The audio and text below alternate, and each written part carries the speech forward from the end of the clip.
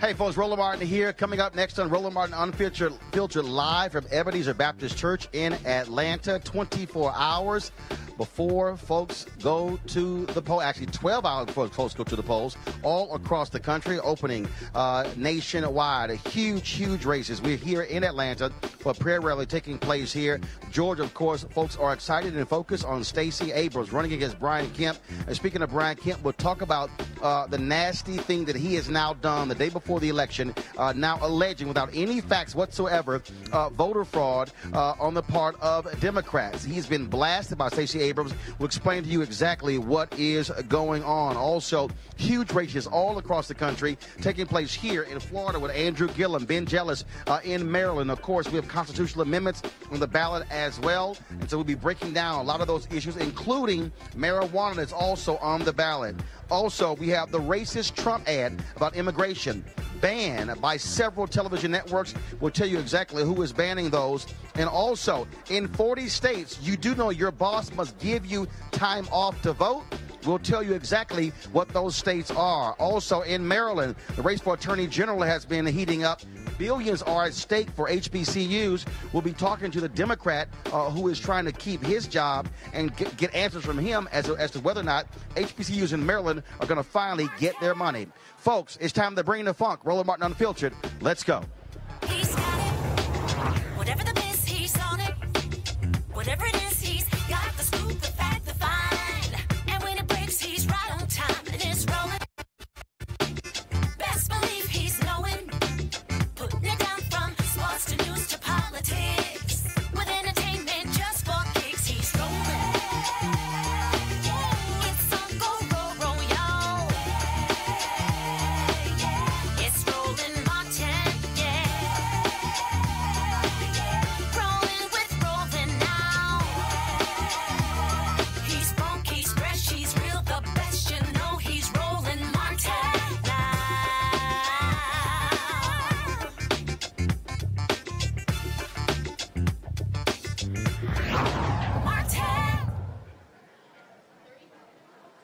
All right, folks, glad to have all of you here. We are broadcasting live from Ebenezer Baptist Church here in Atlanta, where so much of the attention is focused on the race for governor, Stacey Abrams, against Secretary of State Brian Kemp. Again, as you can see, folks have already been lining up here to participate in this prayer rally focusing on this election.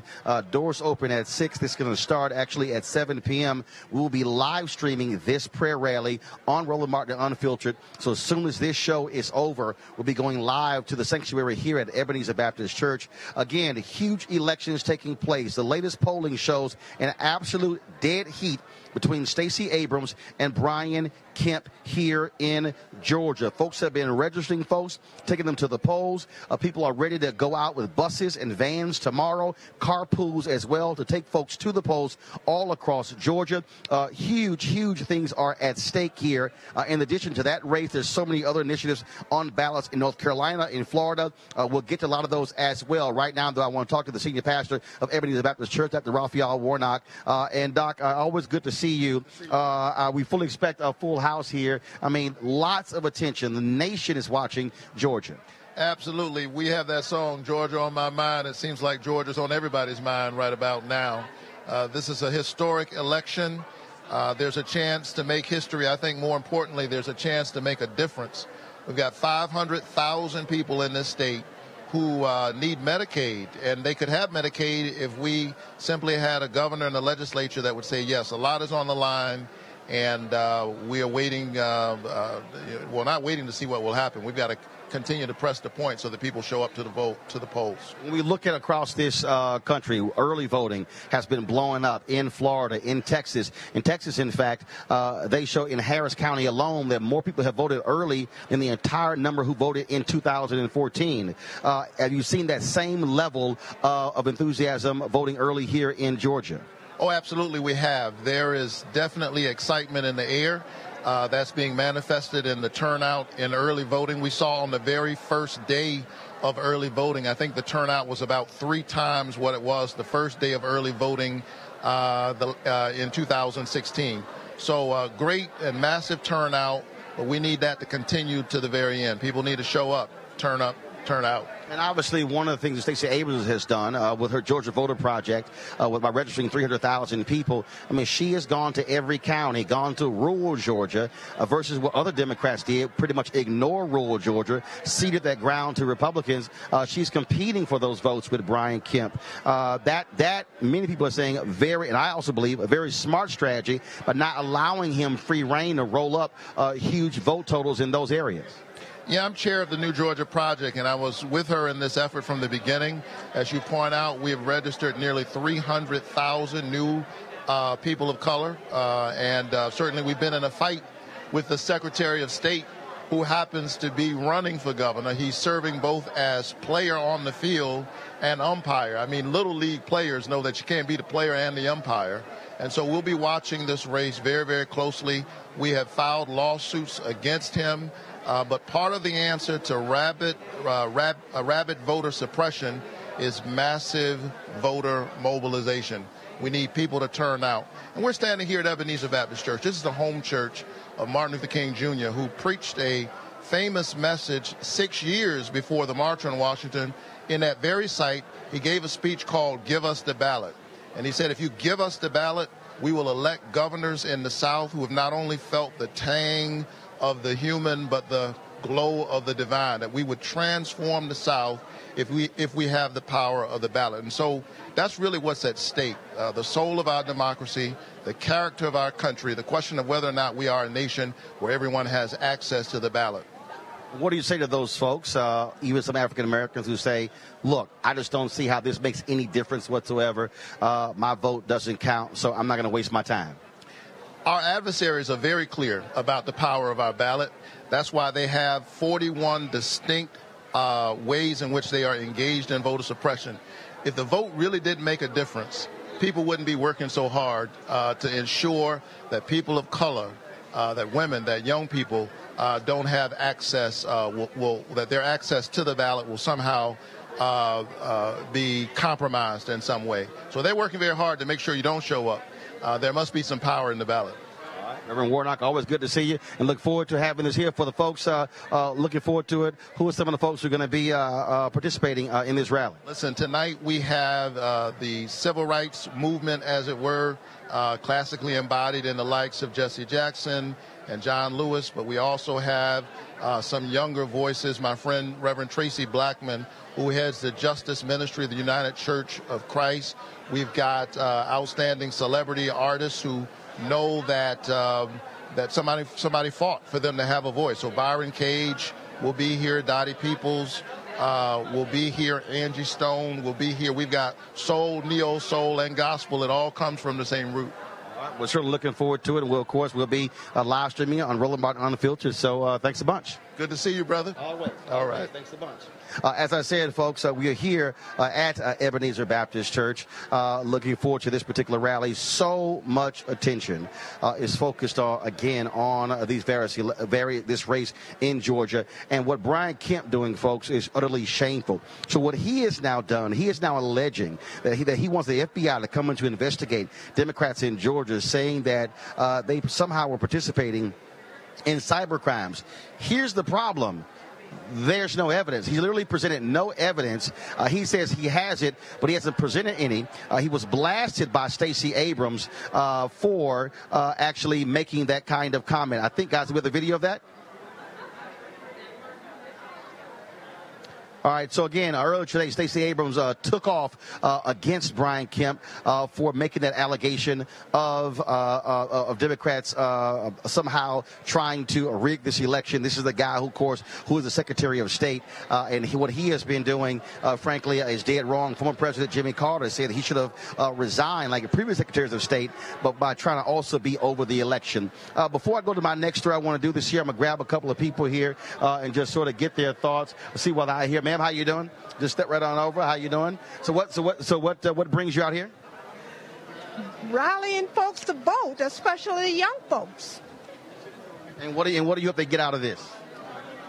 Well, essentially, we need to understand the importance of voting. My concern really are the young millennial folks, because I feel like our demographic, older, especially African American male, females, we show up to vote. My concern are the young people. Okay. All right, then. Well, I certainly appreciate it. Thanks a lot. All right, then. And again, folks, we have people who are already lining up here to try to get into this sanctuary. We've got folks who are bringing we got folks who are bringing their children. Guys, talk to me again. I missed that. So we got folks again we got folks here going again who have their children with them. They're out here again about looking forward to this particular rally here. All right, folks, let's just give you a sense in terms of what's happening in Georgia. The Secretary of State office announced an all-time early voting record. 2014, 945,507 ballots were cast in the midterm election. Folks, 4 years later in 2018, listen to this. 830,000. That is more than double. That shows you the interest that we have going on here. And, of course, Oprah Winfrey, she was campaigning for Stacey Abrams. And there's a robocall that's been going out around Georgia from an avowed white nationalist. Check this out. This is the magical Negro, Oprah Winfrey, asking you to make my fellow Negro, Stacey Abrams, the governor of Georgia. Years ago, the Jews who owned the American media saw something in me, the ability to trick dumb white women into thinking I was like them, and to do, read, and think what I told them to. I see that same potential in Stacey Abrams. Where others see a poor man's Aunt Jemima, I see someone white women can be tricked into voting for, especially the fat ones. And so I promise that every single person who votes for Stacey Abrams, you're going to get a new car. So you get a car, and you get a car, and you get a car, and you get a car. Everybody gets a car. And as far as the race-aware whites who are in the way, don't worry about them. Like I said in that famous interview in 2013, white racists just have to die. This message paid for by theroadtopower.com. Trust me, folks, the racists, they are busy during this election. And speaking of racists, Donald Trump, of course, tweeted out an ad many call racist by trying to blame Democrats for allowing an illegal immigrant into the country who actually killed 2 people in New York. Well, the reality is that happened under Republicans as well. Again, we're not going to show you the ad. This is the frame of the ad. CNN has refused to air it. NBC aired it during Sunday Night Football and has now pulled that ad after so many people blasted that. Fox News aired it. They've also now pulled that ad. Facebook ran the ad. They've now pulled it. And, of course, David Duke, he loved the ad. This is no shock whatsoever. We're going to go to our panel right now, folks. Joining us in the studio is Eugene Craig, CEO, Eugene Craig Organization, Michael Brown, former vice chair, DNC Finance Committee, Avis Jones DeWeaver, leadership strategist, author of How Exceptional Black Women Lead. Eugene, I want to start with you. When you think about that racist ad that Donald Trump sent out, again, Republicans defended, the Republican National Committee, Roland McDaniel, she's defended it as well. But the reality is many say that it is the modern-day Willie Horton ad that is racist, that is sick. Anna Navarro said flat out, Donald Trump is an avowed racist for the way he has been campaigning and operating as president. This is Willie Horton on steroids. I mean, this is like the Super Saiyan Willie Horton ad right here. It's crazy. The thing is this, if I could quote Andrew Gillum, Brian Kemp, may not be racist, but the racists think he's racist, and they're coming out heavy and strong for him. This is an environment that Donald Trump has helped create. This is an environment that the likes of Breitbart and Steve Bannon has helped create. And this is what we're seeing playing out. But it also shows that a desperation that, it's not even being veiled or covert with their racism. They're just being upfront with it. Michael? Well, you know what? Besides it being absolutely disgusting, what's more concerning, Roland, is that the fact that if these ads did not work, they would not spend money on them and buying all the airtime. The sad part about the sad commentary about our country is some people believe in these ads, like these ads, and frankly follow the lead of these ads. That's really the more problematic thing than just one particular election. Clearly back in 1988, the Willie Horton ad against Michael Dukakis clearly made a difference, which is, again, back to that sad commentary that ads like this work. I hope that as people get ready to vote tomorrow, clearly there was already early voting, but as people get ready to vote tomorrow, that these ads don't work on folks anymore. Maybe 10 years from now, we'll never see ads like this.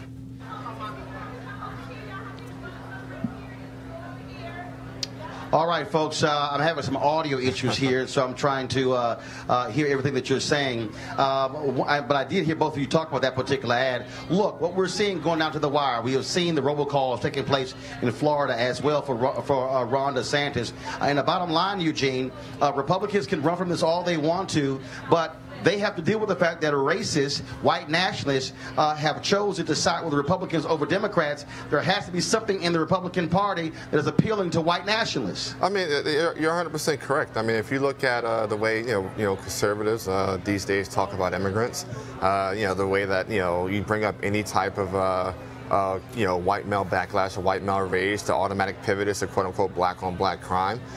You look at how the folk handled Christine Blasey Ford. I mean, there has been a tacit, almost full-fledged checkmark okay given by the official side of government that hey, it's okay for you to run free. Historically, you're talking dog whistle. You may dance around white nationalism. But with the likes of Donald Trump and Ted Cruz and Steve Bannon and Steve Miller and we can't forget Steve King, who's been doing it for years. I mean, it's out in the open now. It's out in the open, and they don't even care anymore just for it to be in the open. And even before Roland. All right, guys, hold tight one second, because I need to fix an audio issue. I can really barely hear any of you talking. So we're going to go to a break right now. When we come back, we're going to show you folks the 40 states where you are allowed to take time off to go vote. We'll do so and come back live to hear Ebenezer Baptist Church. Roland Martin Unfiltered, back in a moment. I think there's blame on both sides. There are times when we have to come together and stand up to protect our way of life. As leaders in our communities, people come to us when they need help. Now, we need you to do something for us. We need you to vote. There are politicians that want to make it hard for you to vote because they want to control your life. Our lives depend on our right to choose. Our lives depend on getting a 21st century education. That have jobs that pay a living wage. Our lives depend on clean air and clean water. Our lives depend on science and knowing the truth. We know you will show up. It's time to vote for our next president. For some of you, 2020 can't come soon enough. I am absolutely a nationalist, and I'm proud of it. Our lives depend on you voting this November 6th in the midterms. Vote. Our lives depend on it. Election Day on November 6th is fast approaching. The time for action is now. We need to mobilize millions. That's why we're asking you to claim your power, use your networks. Here's what you can do. Register 5 people, volunteer 5 days between now and Election Day. Commit to getting 5 people out to the polls. Together, we can do this. Sigma Gamma Rho, go vote. Alpha Kappa Alpha, go vote. Kappa Alpha Psi, go vote. Omega Psi Phi, go vote.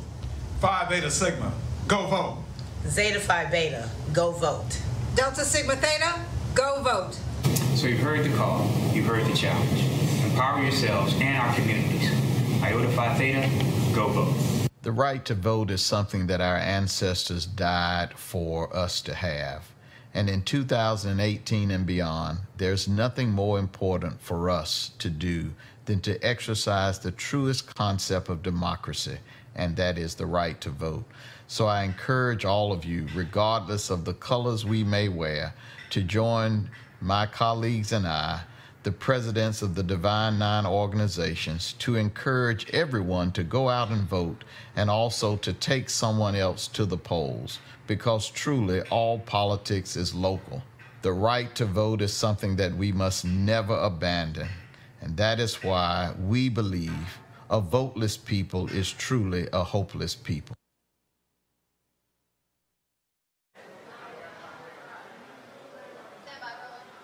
All right, folks, welcome back to Ebenezer Baptist Church here in Atlanta. Joining me right now, of course, you have seen her on television, of course, longtime star, living single, and now, of course, on Black Lightning. Erica Alexander, what's happening? What's happening, Roland? You're the hardest working man in media. Well, you know, somebody got to do it. Somebody got to do it. You for it, honestly. You're everywhere. All right, so you got the Reclaiming My Time button with Congresswoman Maxine Waters and, of course, Stacey Abrams as governor. Yes, absolutely. And I was in Florida for Andrew Gillum 2 days ago, so I'm here.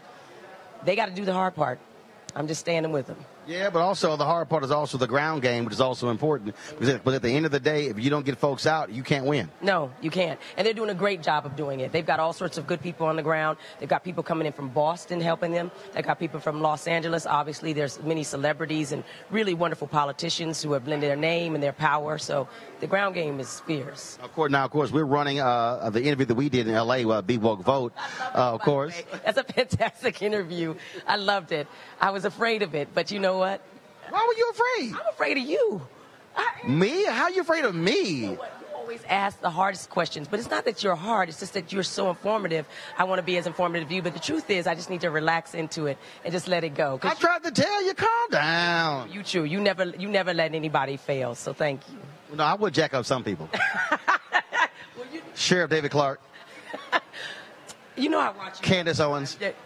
I watch all those commentaries. You know what I'm saying? They're hysterical to me, but really, you're telling the truth. And I think it's amazing that a lot of the people go around and they're never really called on their stuff, but you call them on it. So. Yeah, no, I can't have that. So I got to ask you this here. I mean, why? Look, there are a lot of people who, they might send a tweet out, stuff along those lines, but why are you so engaged in politics? Well, we talked about this a little bit before, but I always say, my father both my parents were orphans. My father was an itinerant preacher. My mother's a social worker. He passed away before I was doing Living Single. I really am. I lived the first 11 years of my life in a hotel called Starlight off of Route 66.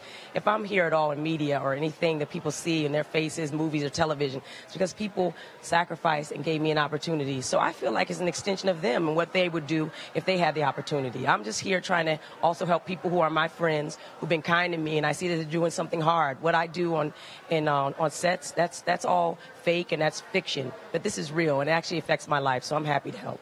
All right, we're certainly glad to see you here. We're looking forward to this rally tonight. Thank you. I'm glad to be here, Roland, because wherever you're at is where it's at. You know this. I appreciate it. Love you. Okay. All right, thanks a lot, Bush, darling. All right, folks, again, we're here at Ebenezer Baptist Church. We're also waiting on Derek Johnson. Of course, he is the CEO of the NAACP, who is on his way as well. He'll be speaking here. Jim Wallace, sojourners, will also be here. And also Reverend Rob Lee, I saw him here. You might remember he is the descendant of General Robert E. Lee, and he, of course, was a pastor of that church in North Carolina. And when he spoke at the VH1, I think it was the VH1 Music Awards, or one of those award shows, they really got upset with him because he called out racism and white supremacy, and he ended up leaving as the pastor of that church. And so we're going to try to grab him in a second. I'll be sure to let Tanisha know that I'm looking to reach Reverend Rob Lee. Also, folks, I talked about, of course, in terms of what is happening with a lot of these races out here. Let's go to what's going on with some of these races, which is unbelievable. One of the races, and first of all, again, Jay, say it again. So, folks, normally you're going. This shows how we'll. Go ahead. Gotcha. All right, so here's the deal, folks. All right, so all across this country, we're having just some slight audio issues, and so just bear with us. All across the country, folks are going to be voting tomorrow. What many folks may not realize, in their states, they require employers to give you time off. So I want us to pull that graphic up, please, right now, so we can show you there are 40 states across the country where you are able to have time off to go vote. And some friends of mine were hitting me, and they were saying, look, I got 2 or 3 hours tomorrow for me to go out and vote. And so, again, look at all the states on the screen. 40 states where they are required to give you time off to vote. Only 10 states do not have this time off to vote requirement. No, so again, none of you. So those 10 states you're seeing right now, those are the states where where employers don't have to give you time off to vote.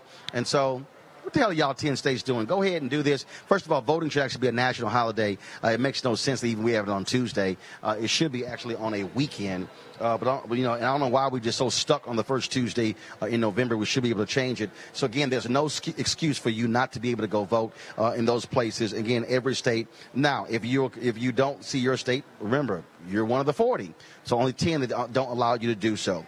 All right, folks, let's go into our next. Matter of fact, I'm going to go to my panel here. And Michael, I want to go to you on this hill. This is one thing. Like, I don't understand why we're still stuck on this whole idea of voting on a Tuesday in November. What the hell's wrong with the first Saturday in November as opposed to the first Tuesday? Well, I'm not sure about the constitutional issue with that, Roland, but from my standpoint, Tuesday then should be the national holiday. It shouldn't matter what day of the week it is, as long as it's a day off for everyone. That gives everyone an opportunity to vote. So what if you also run errands on that day off? The point is you need to vote, and we should make it as easy as possible for people to vote, not as difficult as possible, as obviously we're seeing during this election cycle with the suppression of votes. Avis? I absolutely agree. The bottom line is that there is a specific there's a specific movement, quite frankly, to make it more difficult for people to vote. And this is not something that's just happened. I mean, over the past 5 years, 1,000 polling places across the country have been closed down. And even in this year alone, we've had 99 bills introduced in about 30 different states across the nation that are specifically meant to make it more difficult to vote. So instead of moving towards a holiday, which I agree, we need to have a national holiday so that more people can vote, it seems as if we have a political party, quite frankly, that is moving directly in the opposite direction. And Eugene, first of all, there's no constitutional requirement for the election to be on Tuesday. It says that Congress sets election day, so they can change it. They can change it. That was my initial thought. It was a constitutional requirement, but I believe my history calls correctly, I believe our presidential elections were previously in the month of March. March 4th. March 4th, yeah. And so, yeah, I mean, it could be changed and, you know, change it and make it a national holiday. You know, a couple votes, the signature from the president, it's a done deal. All right, folks, we'll go to our next story here. Of course, we've been talking about different races, and there are a lot of attorney general races all across the country. African Americans running for attorney general in New York, running in Florida, running in a number of different places. In Illinois, you got 2 African Americans running, 1 Republican as well as 1 Democrat. And so we're watching those races, but also the one taking place in Maryland. Of course, we previously had Craig Wolf, who was Republican running for attorney general on the Republican side. Brian Frost is the incumbent Maryland Attorney General. And one of the issues that we have been focused on when it comes to this race relates to HBCUs, the long-going lawsuit that has been happening in Maryland as relates to the funding of HBCUs, duplicate programming, of course, look, seeking some $2 billion. So joining us is Brian Frost. Brian, how you doing? Good. Thanks for having me, Roland. So here's the question. We have seen these HBCUs fighting Maryland constantly, over and over and over again. There was a trial, federal judge who ruled. The question is, when is Maryland going to do the right thing and fully fund these HBCUs, the $2 billion they are owed, and not this $100 million settlement that was thrown out? What are you going to do as Attorney General? Well, let me say this. You know, I was in the Maryland Senate for many years before I became Attorney General, and when I was a senator, I supported additional funding for HBCUs. There were many controversial bills. I supported the funding. I supported special programs for them so that they could have a competitive advantage. But once I was elected Attorney General, I inherited this lawsuit, and while I've tried to settle it, I've been unsuccessful. And the reason is, it's up to the governor to decide whether he's going to put money on the table, whether he's going to put programming on the table, and it is by the Constitution the Attorney General's job to defend the lawsuit. So I have defended the lawsuit. Well, the job is to defend the lawsuit, but we saw this with Attorney General Eric Holder. There are lawsuits you can choose not to defend. If you're the leading law enforcement official in Maryland, can you not say, folks, the judge has ruled in this case. As Attorney General, I made a decision that we are not going to appeal this particular lawsuit? you really can't. If the governor, if the administration says we want a defense, it's the Attorney General's obligation to provide it. And I may not like what they do, I may not like their argument, but if it's constitutional, the Attorney General's job is to defend the state. Look, we defend. Okay, hold on. I need you to explain that. Can you explain that? Can you explain that for me? I'm sorry. Yeah. You are the elected official. That's right. The governor is the elected official. So do you work for the people or do you work for the governor? I'm independently elected of the governor. But the governor is the one who has the ability to settle the lawsuit. In terms of appeal, when the administration instructs me to appeal, unless I believe that the decision is unconstitutional, I have an obligation to give them the defense that they ask for. And we defend state employees. They get into car accidents, they get into all kinds of trouble, and it's the Attorney General's job to defend them and the state when it gets sued. So have you told the governor, this is simple. These universities are owed this money. That $2 billion, we should not be appealing this lawsuit. So is it your opinion that Maryland should not be appealing this lawsuit and that those HBCUs are owed the $2 billion they have been seeking for far too long? Look, I can't discuss something that I've advised the governor. But I can say this, I've tried very hard to settle it, and I can't get either party to be in the same place at the same time. There's not a $2 billion judgment against the state. What the judge ruled was that she was going to appoint a special master, and the special master was going to oversee the education system with respect to funding of HBCUs and with respect to programming for HBCUs and other universities. And nobody knows what the special master will rule because there's been no special master appointed, and nobody knows how much it will cost. But the plaintiffs in the case are asking for more than $1 billion.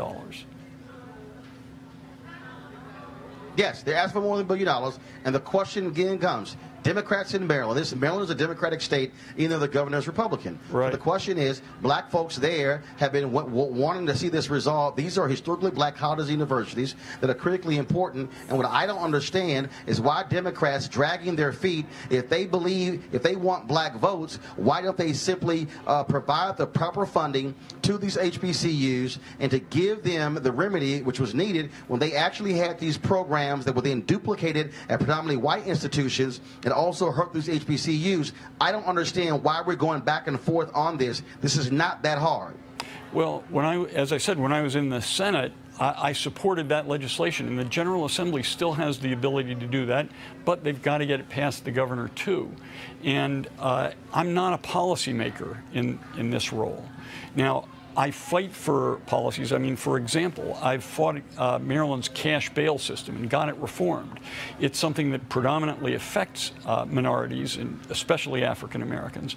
But and this is something that my opponent attacks me for. But we had a system that was keeping thousands of people in jail every year because they were poor. And I persuaded the Court of Appeals to change that rule.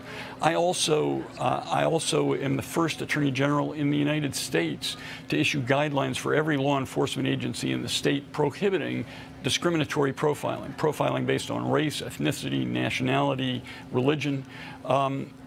My administration has tried hard within the bounds of what we are required to do to stamp out discrimination, to give assistance to folks who are feeling the brunt of discrimination. And with respect to HBCUs, I've tried very hard to settle the case, but without success. Well, look, I tell you what, we're going to be looking for this to be dealt with because I have covered the underfunding of HBCUs all across this country. I remember when Alvin Chambliss, he led the case against Mississippi, and we were seeing what has happened in Texas and North Carolina and some of the other places. And these HBCUs have been underfunded from the moment they were created. And I would think that if Democrats keep depending upon black voters, and I keep making the point, black folks are not going to be political sharecroppers for Democrats. Democrats in Maryland should stand up and properly fund these HBCUs. And the settlement should be what they're asking, not anything less. Brian Frosch, final comment. Well, look, as I said, I have fought for the HBCUs as a legislator. I'm doing my job as the Attorney General. I have fought against cash bail that discriminates against poor people. I've fought against racial profiling, and I'm going to continue to do everything I possibly can to resolve this lawsuit. I guess it's important to note that the judge found that the HBCUs in Maryland were not underfunded. She said that there has been program duplication that has harmed the HBCUs, and the special master is supposed to figure out a way in which the HBCUs programs are not unnecessarily duplicated. And of course, that duplication has hurt those HBCUs, yes, because had there not been duplication, those students would have been going to those HBCUs, and the resources would have been going to those HBCUs and not going to predominantly white institutions. Yes, that's the plaintiff's argument, and they won in the trial court. Yeah, and they're absolutely right. Brian Frost, we appreciate it. Thanks a bunch. We will certainly be watching to see what takes place tomorrow night after the election. Thank you. All right, folks. Of course, Donald Trump, he's gotten different coaches out there fighting on his behalf, including Bobby Knight and Bobby Bowden, the former coach of the Florida State who won the national championship. But I don't know what the hell Bobby Bowden was drinking because he spoke at a Trump rally and said this. See if you think this is true. Trump plus God, all it is a majority.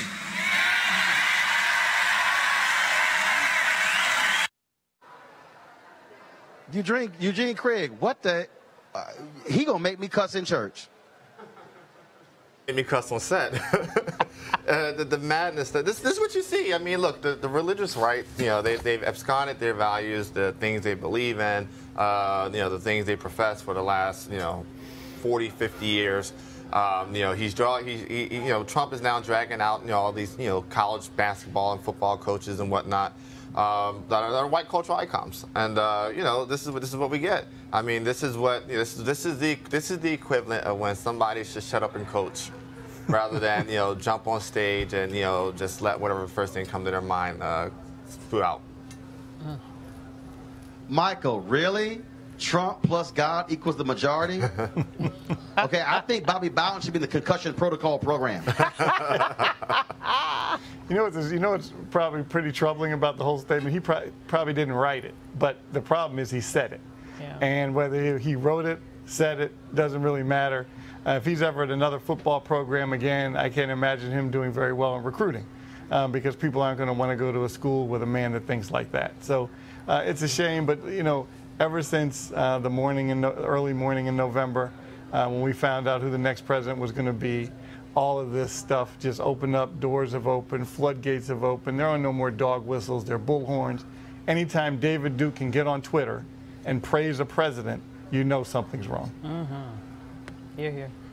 Avis, again, I see these white conservative evangelicals, and they truly lost their mind. I guess grab the vagina. I guess him cussing folks out, talking about women. I guess all of those things don't have anything to do with morality. And I guess Bobby Bowden is saying, "Oh, God approves of it all." Tell me about it. I mean, and how many baby mamas does he have? I mean, come on, let's just get real, okay? So, yeah, I lose count. Maybe more. That's true.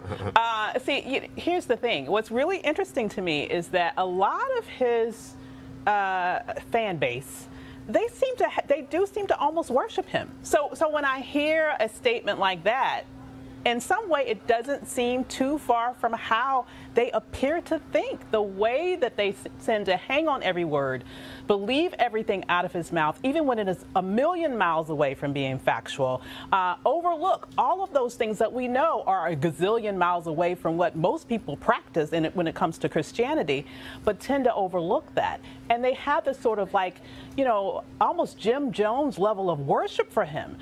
It is really scary to see fanatical worship, almost like he's a cult leader. So when you see how he is elevated by those people who follow him just blindly in the way that they do, statements like that, quite frankly, don't even surprise me. All right, then. Going to go to a break right now. When we come back, we're going to have more from Ebenezer Baptist Church, where the prayer rally is taking place, of course, here, getting focus on voting tomorrow on Tuesday, November 6th. And we come back, we'll be chatting with Byron Cage and also talking about, of course, marijuana on the ballot. I wonder what Byron thinks about that. We'll be talking about that next, right here, Roland Martin Unfiltered. Back in a moment. We don't make you do that. I know we are supposed to mind our business, especially when it comes to grown folks' business, but this is our business too. After all, it may impact me more than it'll impact you.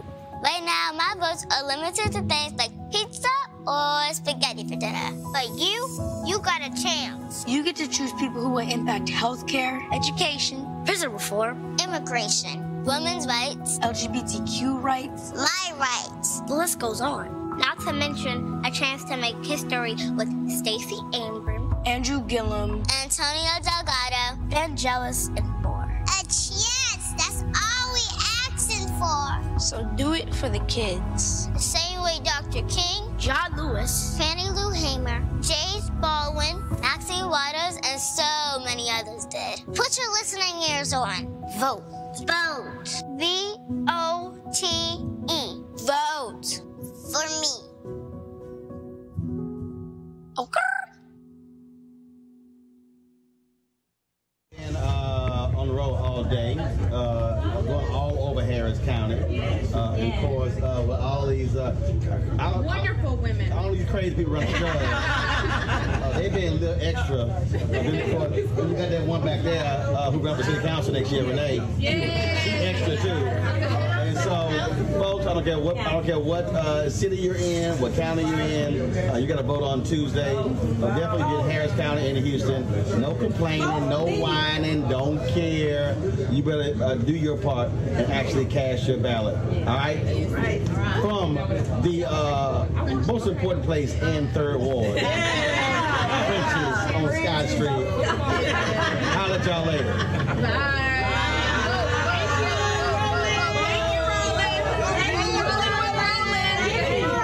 Yeah, this was Rolling with Roland. Rolling with Roland.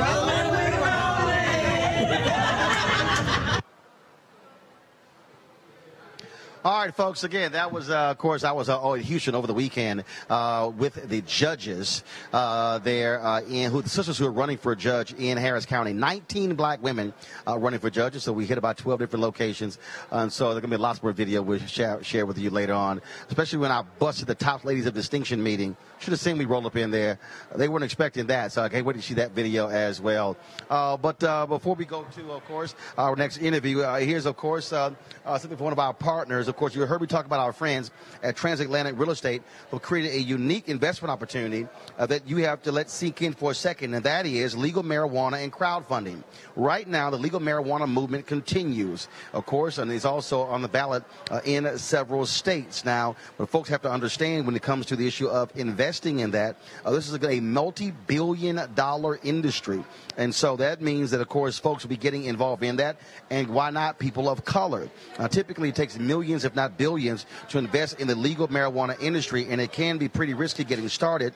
However, Transatlantic Real Estate is different. What they do is they buy the land that supports marijuana growing operations and lease it to licensed, high-paying tenants. Now, again, what that means is being a landlord to a licensed marijuana farm. Now, in this booming industry, of course, you would rather be an owner than somebody who is renting. You can get started for as little as $300 up to $10,000. The best part, they're using crowdfunding to make it easy to get in before they take the company public. So the key is this here. I want you to go to marijuanastock.org. That's marijuanastock.org to get more information to take advantage of this. And again, we're seeing this all across the country in a number of states where folks are already lining up for what is going to be a multi-billion-dollar industry, and that is marijuana being legal in America. And so, again, so definitely go to marijuanastock.org, and that's one of our partners there as well. Again, folks, as I said, we're here at Ebenezer Baptist Church, and people have already started coming into the church. The lower level here is filling up as we see, and a lot of folks are going to be speaking, but also a lot of entertainment as well. And one of those folks, he's a Kappa.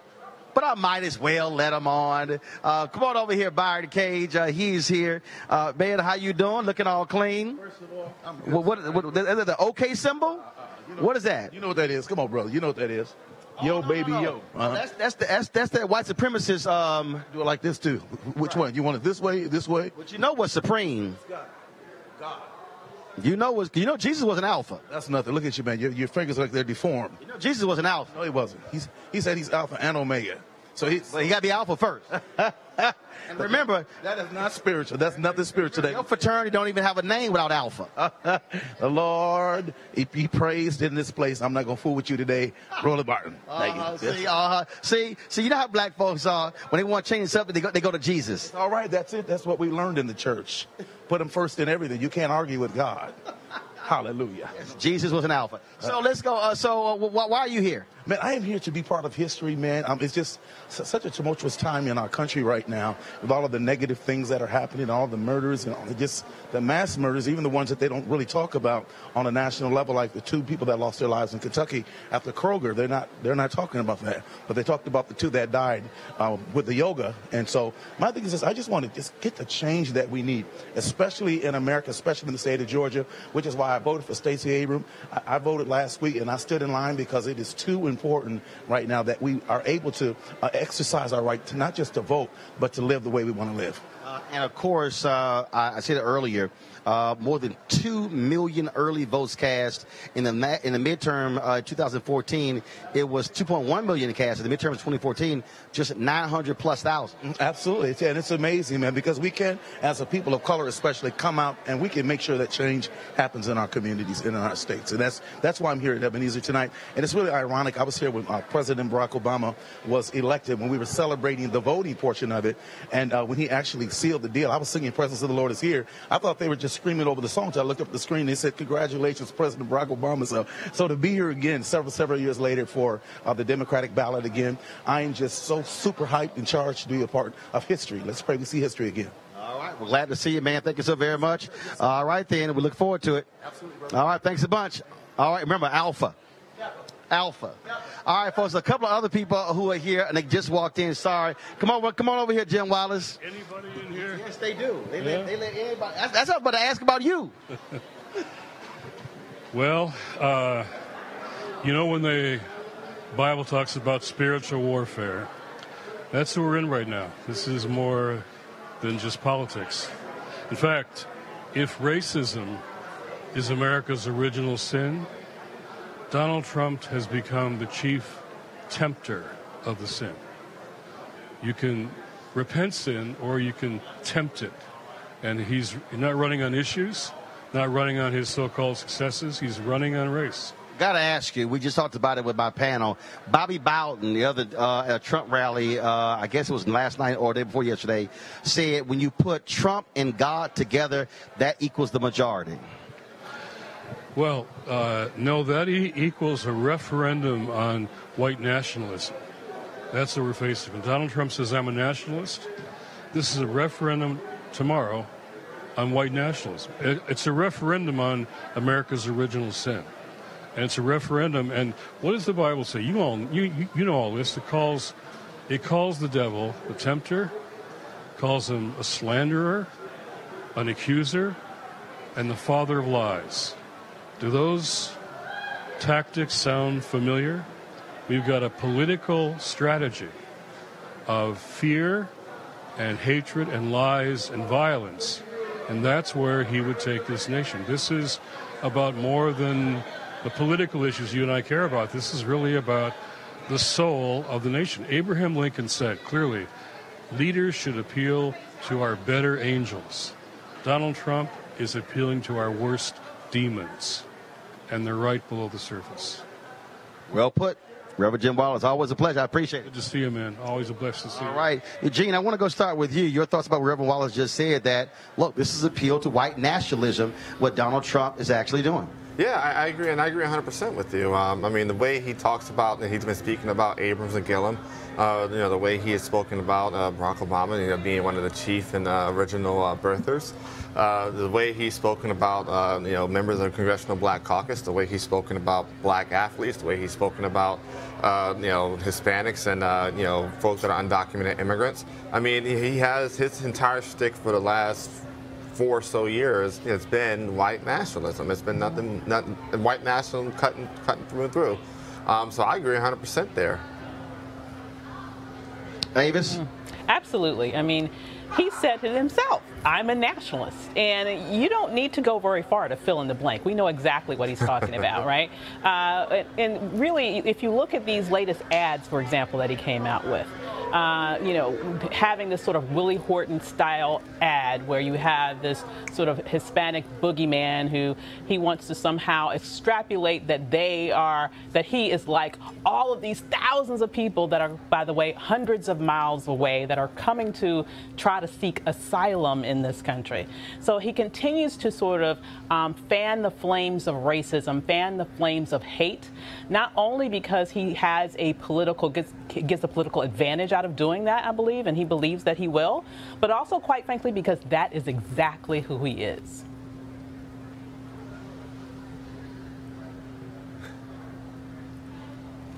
I'm going to go, Roland. Looks like I lost Avis there. Oh, no! Uh-oh. Yeah, I lost Avis there. Okay, Michael, go ahead.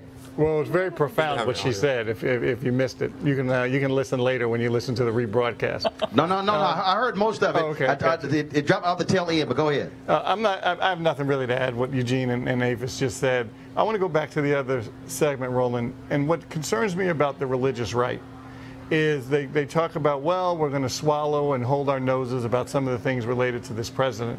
I'm sorry, number 45. I don't like to call him president. Number 45. But they make this decision about, because he's going to appoint good federal judges. What, Mike Pence would do that? And frankly, Mike Pence may be even further right and closer to the religious right than this president is. So I don't necessarily buy that. So which means they actually believe what he tweets. Mm-hmm. They believe what he says. Mm-hmm. And they're using the whole policy issue to hide behind it, because not sure whether Mike Pence would say the same things or tweet the same things or not, but you would get the same federal judges. Yeah, so I don't buy kind of their little theory on why they hold their nose to deal with this president. Good point. Sorry, 45. Absolutely true. All right, folks. So again, I heard nearly everything Michael said except the last 5 seconds. Let me do this here again, because Reverend Jim Wallace just walked in a few moments ago. We just talked to him, and then I'm looking for Reverend Dr. Barbara Skinner. And so, if you could ask Tanisha, I want Reverend Dr. Barbara Skinner. She also is here. She's also one of the folks who's organizing this. It is again. There she is, Tanisha. Tanisha. This is the blackest show. She walked in with Reverend Jim Wallace, black coat, green jacket. That's right. See, that's how you do it. See, I put folks to work. Look, okay? See, don't be just walking around here taking pictures. When I need somebody, dadgummit, go get them. And so we're going to chat with her in a second. Again, Derek Johnson, of course, the president, CEO of the NAACP, is on his way. Reverend Dr. William Barber was supposed to be here, but there are some voting issues taking place in North Carolina that's going to keep him there. In fact, check this out, Avis. He sent me a photo of an early voting location that literally was a location of a building that had been destroyed. What? That was one of the official early voting locations listed in North Carolina. That is so disturbing. My father's from North Carolina. I literally grew up like 2 miles from the North Carolina line. And so in many ways, I almost feel like North Carolina is my home. And what North Carolina has evolved into in recent years, ever since the Republicans took over both the governorship and the legislature down there, is completely different than the North Carolina I remember. It's taken us back more than 20 years. I would argue it's taken us back at least 50 years. And so, in terms of what you just described, that's straight up Jim Crow playbook. And so it's very disappointing to see that even though North Carolina has begun to sort of turn it around with the Democratic governor, and the bottom line is there's more work to do. there's still a lot more work to do to make sure that that state is on the right side of history and moves forward in a way that protects people's vote instead of trying to take it away. All right, speaking of somebody who's actually working, hey, he worked a little bit. Of course, you know, teaching at Morgan State, also writing for The Root. Jason Johnson, what's up? I'm working, man. I'm working. I just got here from Florida this morning. I'm going to be here till Thursday to see this till the end, although I don't think it's going to end tomorrow. So it'll be a lot. Tomorrow's going to be an interesting day. So we say don't think it's going to end tomorrow. They're running neck and neck, but if you don't get 50 plus 1%, it requires a runoff, which will be December 4th. Yes, yeah. The most surprising result tomorrow would be if Brian Kemp won. Like, if he wins tomorrow, then we know this is all just shenanigans. I think most likely it's going to be a 49-8 to a 49-2. We're going to have a runoff. You're going to have darn near UN observers are going to have to be here to see that that's actually administered properly. And then I think there's a slight chance that Abrams might just pull it out. We were really surprised with what happened during the primary. I mean, she was supposed to win the primary by 8 points. Oh, she destroyed homegirl. She beat that white woman down in public. I thought she was going to jail. Like, I don't think you could do that. So there is a possibility that maybe the polls are wrong, but most likely I think we get a runoff. I read this earlier. Early voting in 2014 here was about 940 or 970,000, something like that. This year, 2.1 million. That is huge. Yes. Not only that, last week it was 640,000 first-time early voters. First-time early, like people who had never voted before. Those aren't Brian Kemp people. Like that's the New Georgia Project. That's what they've been working on for years. So, no, you can't guarantee that all those people are Abrams supporters, but 3/4 of those people have to be people who were approached by the Democratic Party, approached by the Abrams campaign. So they're in very, very good shape. And her whole strategy all along has been they can't cheat if it's not close. So if she can win 52-48, I still think Brian Kemp's going to fight it. I still think he's going to try some third world banana republic nonsense to stop her. But a bigger lead means she might be able to end it tomorrow. All right. Jason Johnson, always good to see you, man. Thanks a bunch. Eugene, I want to go to you. I was in Florida. As I said earlier, you had about 344,000 black folks who voted early in the 2014 midterms. Yesterday, it was the Democratic Party sent an email out. It was about 475,000, and that's not even counting souls to the polls on yesterday. Harris County, they had 900 some odd thousand people who voted in the entire midterm in 2014. That's an entire midterm election. Early voting exceeded 1 million in Harris County. If you're Beto O'Rourke, you like to hear those numbers. If you're Andrew Gillum and Bill Nelson, you like to hear more than 500,000 black folks voting in Florida. Absolutely, 100%. Absolutely, 100%.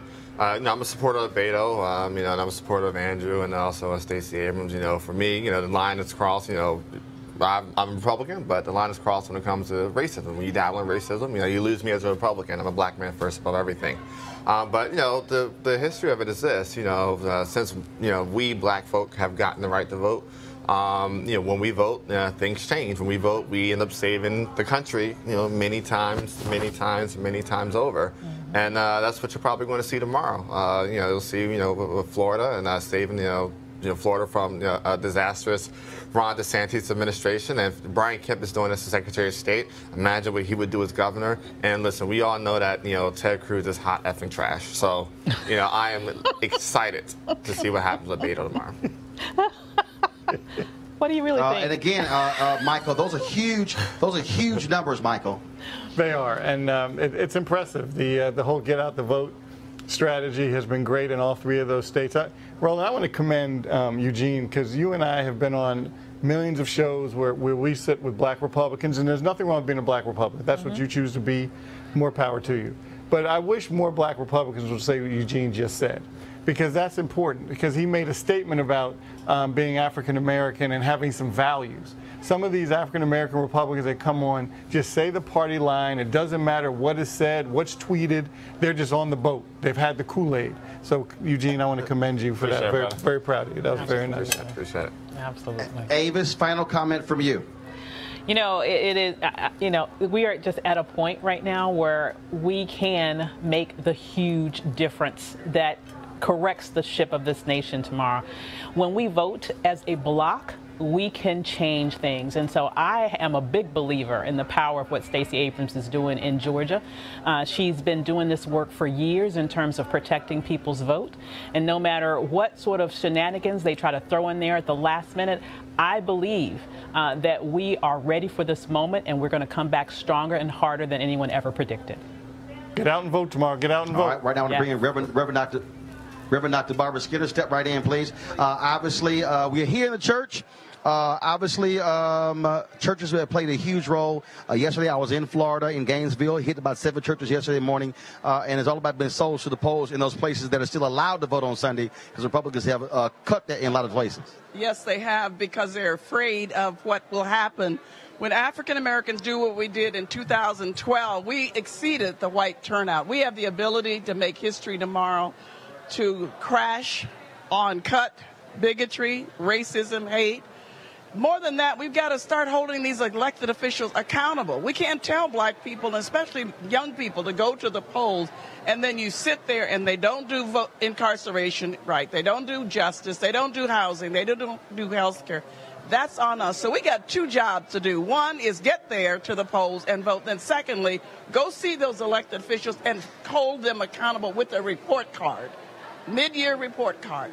Blast it out. Put it on Facebook, how they're doing after the election. All right. Doc, always good seeing you. Look forward to the event. Thanks so much. I appreciate it. Again, folks, we are about to start here, and so we have been working on it. Where is she? Where's Angie? Okay, so here's the deal, folks. Angie Stone's one of the folks who's performing. B.B. Wine's one of the folks who's performing. And again, a number of other folks are going to be speaking. We're going to be live streaming this on Roland Martin Unfiltered. Again, thank you to Eugene, Michael, and Avis. Thank you so very much. Back in D.C. Folks, don't forget, we're not going to be live tomorrow at 6 p.m.